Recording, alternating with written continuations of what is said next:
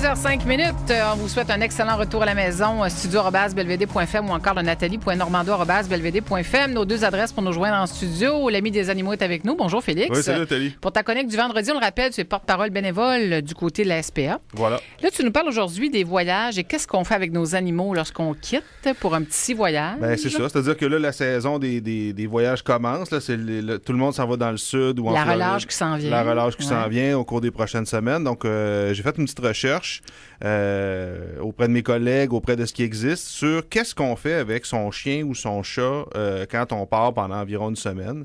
Ben, je dis une semaine, ça peut être un peu plus long, mais disons que c'est le standard généralement là, pour les vacances qui vont venir. Oui. Et je vous dirais sincèrement, je pense qu'en termes de chat et de chien, il faut vraiment faire une séparation parce que quand on pense, par exemple, à une pension, c'est-à-dire qu'on va amener notre animal quelque part, pour un chien, c'est une option qui est très viable. Pour un chat, c'est une option qui l'est beaucoup moins parce que ce sont des animaux qui sont beaucoup plus habitués à un environnement. Moi, je connais des chats qu'on peut même pas les amener en voiture parce que pour eux autres, c'est une expérience très stressante. Traumatisante, pour ne pas dire. Je parlais avec une collègue de la SPA qui me disait qu'elle avait amené son chat chez sa sœur. Voilà, c'est un bel exercice de diction. Son chat chez sa sœur, voilà. Donc, quand elle est revenue, son chat avait perdu des poils à certains endroits parce qu'il avait été stressé. Pourtant, c'était pas une expérience traumatisante. On parle elle avait amené son chat chez sa sœur pour qu'elle puisse s'en occuper. Ouais, mais il n'était pas dans ses affaires. Il n'était pas dans ses affaires, il n'était pas habitué. Donc, je vous dirais... Moi, je peux te raconter mon expérience personnelle? Parce que tu sais que j'ai un chat. Tout le monde sait que j'ai un chat. Tout le monde le sait maintenant. Gab, ça le fait sourire. Mais on est parti à un moment donné, puis j'ai dit, qu'est-ce qu'on fait? Fait que j'ai évalué l'option de la pension. Mm-hmm. Puis l'endroit là, est vraiment très, très bien. Oui, pas de doute. Mais lorsque mon conjoint est allé visiter l'endroit, il est revenu puis il dit jamais Teddy ça marchera pas là, c'est sûr ça. Fait que ce qu'on a préféré, on a trouvé qu'il y a un membre de la famille qui est venu s'occuper du chat durant la semaine. Mais j'avoue qu'un chat dans une pension, tu as raison, ça n'a pas la même capacité d'adaptation qu'un chien. Non, en termes de stress, c'est parce que je ne sais pas jusqu'à quel point, je pense que c'est une question de sociabilité. Aussi. Puis de territoire, ils sont très territoriaux. Très territoriaux. Le chat, parce que le cas classique, là, vous prenez votre chien, vous ouvrez la porte de la voiture, il se garage dans la voiture, où est-ce qu'on s'en va? Il bat de la queue, il est content. C'est vrai, vous prenez votre chat, vous l'amenez dans l'auto, vous le mettez dans une petite cage et vous amenez... Et c'est là, les pupilles, les yeux ouverts, puis il bat de la queue, puis il se demande qu'est-ce qui se passe. D'accord? Donc, c'est vraiment deux mondes complètement différents pour la même expérience. C'est pour ça que je dis, si vous avez à partir en vacances, si vous avez besoin de laisser votre animal de compagnie pendant quelques jours, il faut vraiment pas envisager un chat et un chien de la même manière. On va commencer par les chiens. En fait, pour les deux, je fais un pas en arrière. Pour les deux, la meilleure solution, c'est un membre de la famille. Si vous avez ou un ami qui a un animal similaire au vôtre. Ce que je veux dire par là, c'est que... Même un chat avec un chat? Non, mais ce que je veux dire par là, c'est que c'est un échange de bons procédés. Nathalie, toi, tu pars en vacances là, dans un mois. Ouais. Je vais aller m'occuper de ton chat pendant tes vacances. Ouais. Moi, je vais partir en vacances dans 2 mois. OK, je comprends. Tu viendras t'occuper de mon chat. D'accord? C'est la façon la plus simple. D'un, vous économisez de l'argent. Vous ne payez pas pour une pension ou pour quelqu'un qui va venir vous offrir le service. Vous savez que c'est quelqu'un de confiance, puisque de toute façon, vous allez vous occuper de son animal par la suite. Donc, a priori, je vous dirais, si vous avez quelqu'un dans votre entourage qui a un animal de compagnie comme le vôtre, un animal domestique, probablement que c'est la meilleure chose à faire, c'est de lui demander. Mais quelqu'un qui n'a pas d'emploi, là, puis qui veut avoir un emploi, le fun, là, mais il y a un marché pour ça. Je suis convaincue. J'y arrive. Ben oui. Là, tu y arrives, ben tu vois, mettons, là, écoute, tu fais ça dans la vie. Toi, tu gardes des chats à domicile ou des chiens. Mais il y a des enjeux de sécurité, notamment. On va parler dans 2 minutes. Il y a des enjeux de sécurité de ce côté-là. Donc, de façon générale, que ce soit un chat ou un chien, si vous êtes capable de garder votre animal dans son environnement, d'accord, et qu'il y a quelqu'un qui vient visiter ou qui vient s'occuper de l'animal de façon plus longue, à certaines périodes de la journée, c'est vraiment l'idéal. Vous allez sauver de l'argent, l'animal ne sera pas anxieux, il n'aura pas changé d'environnement, à part peut-être un peu de solitude, mais ça aussi, ça peut être compensé par une certaine visite. Si jamais ça, c'est pas une option, pour un chien, pour une pension, la chose la plus importante, outre le fait que votre chien doit être vacciné contre la rage et contre la toux de chenille et contre un truc qui s'appelle Bordetella, qui est une infection bactérienne qui est contagieuse. D'accord? Donc, si vous avez l'intention d'amener votre chat ou votre chien, mais dans ce cas-ci, on parle d'un chien, dans une pension, assurez-vous que vous avez son carnet de vaccins, que ces vaccins sont à jour. Parce que si vos vaccins ne sont pas à jour, il ne pourra pas rentrer. OK. Et vous devez amener sa nourriture, puisqu'on ne veut pas prendre la chance que votre animal change de nourriture pendant qu'il est à la pension, ce qui va lui donner des problèmes intestinaux avec les conséquences qu'on peut imaginer. Oui, hein? Donc, vous devez fournir sa nourriture et vous devez fournir un numéro auquel on peut vous rejoindre d'urgence si jamais il arrive un incident.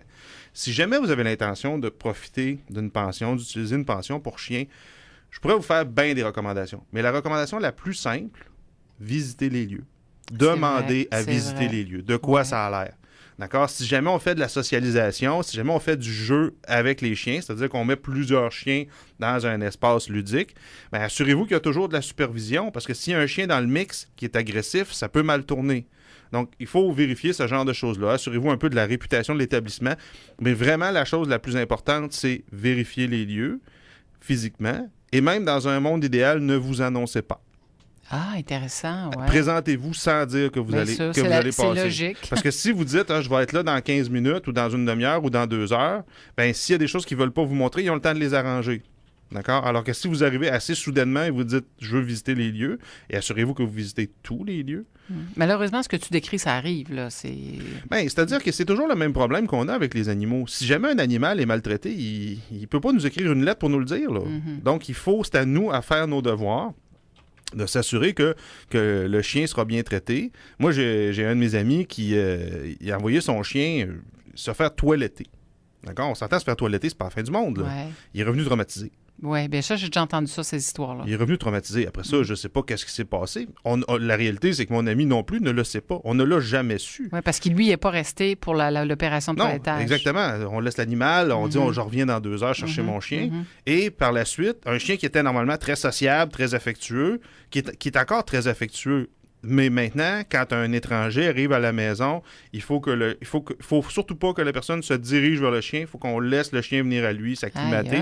Et ensuite, il va devenir affectueux. J'espère qu'il a changé de coiffeur pour son chien. Oui, on a changé de toiletteur, mais ça reste quand même que ça vous démontre à quel point des expériences comme ça, c'est une expérience de 2 heures. Donc, imaginez si vous envoyez votre chien dans une pension, disons, pendant une semaine. Oui, j'avoue. D'accord? Moi, une chose, personnellement, que je trouve importante, c'est assurez-vous que votre chien, c'est pas juste un enclos en béton, d'accord, avec un grillage et zéro insonorisation. Ça existe, là, j'en ai déjà vu. C'est vraiment pas l'idéal. Disons que ça fait un job, mais c'est à peine la note de passage. Parce que, oui, votre animal ne sera pas maltraité, mais il ne jouera pas, il ne s'amusera pas, il va être... Puis moi, une chose que je trouve difficile dans ce genre de chenille-là, c'est le niveau de décibels. Quand vous entrez là-dedans, c'est des murs en béton, les chiens qui jappent, c'est assez ahurissant en termes de niveau sonore. Tu disais, Félix, on parlait de gens qui peuvent se faire des business d'aller à domicile pour... Tu as raison, il y a un enjeu de sécurité. Tu ne peux pas faire confiance à n'importe qui, on s'entend, là, qui se retrouve chez toi. Mais est-ce que ça existe? Est-ce qu'il y a des gens qui offrent des services? J'ai trouvé 2 sites web. Là, si vous faites une recherche, disons, par exemple, gardiens, animaux, puis Québec, là, vous allez trouver 2 sites web. Généralement, c'est des sites web, disons que c'est des plateformes américaines qui ont des utilisateurs dans la région de Québec. Okay. Ce qui est intéressant, c'est que généralement, on va vous offrir 2 services. On va vous offrir soit d'aller chez vous. En fait, on va vous offrir 3 services. Soit d'aller chez vous sporadiquement pour s'occuper de votre chat ou votre chien, soit carrément faire ce qu'on appellera en anglais du house sitting, c'est-à-dire qu'on va aller chez vous et on va habiter chez vous pendant quelques jours ou une semaine pour s'occuper de votre chat ou de votre chien. Et la 3e option, c'est on va aller chercher votre chat ou votre chien et on va l'amener chez soi. Donc, la personne va prendre votre animal chez elle, ce qui est donc un contexte plus familial, si on veut, qui est plus traditionnel qu'une pension avec des murs en ciment. Mais tu nous as donné un certain nombre de consignes là, pour si on envoie en pension. Mais il y en a des bonnes pensions. Là. Je oui, surtout pas que les gens pensent que c'est un monde d'horreur. Il y en a des très belles. Ouais. Moi, j'ai vu des tarifs, ça oscillait entre 25 et 40 $ par jour. Ouais. Généralement, ce que ça va vous inclure, c'est une activité et un enclos dans lequel le chien est seul.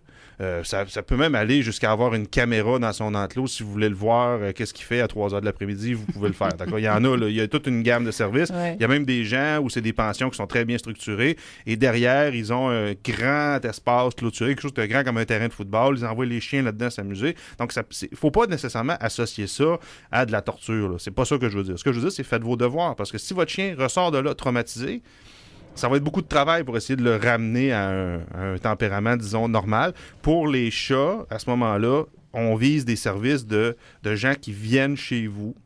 Et un peu comme on voit dans d'autres applications mobiles, là, il va y avoir une espèce de cote qui va être donné à la personne en fonction des étoiles. Oui.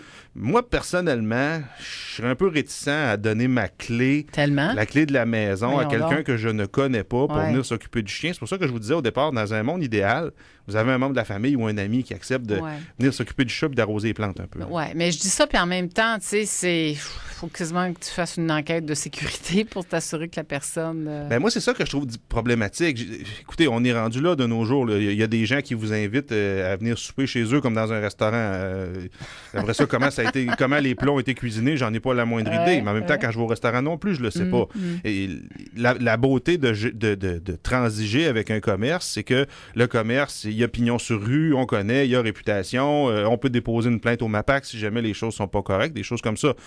Là, on rentre dans une zone plus grise. J'avoue. Est-ce que vous faites confiance à ces gens-là? Moi, personnellement, ma plus grande inquiétude, sérieusement, je ferais changer les serrures. Je ferais changer les serrures une fois que je serais revenu au Canada. Là, je ferais changer les serrures en me disant, ouais, mais là, j'ai donné ma clé à cette personne-là. Elle l'a-tu copiée? Elle l'a-tu donné à ses amis? J'en ai pas la moindre idée. Ça devient compliqué un petit peu. Là. Donc, c'est un peu complexe, effectivement. Mettons que c'est pas la première option. Merci, Félix. On te souhaite une excellente fin de semaine et on se reparle nous vendredi pour notre petite chronique habituelle. À la semaine prochaine. Au plaisir. Bye.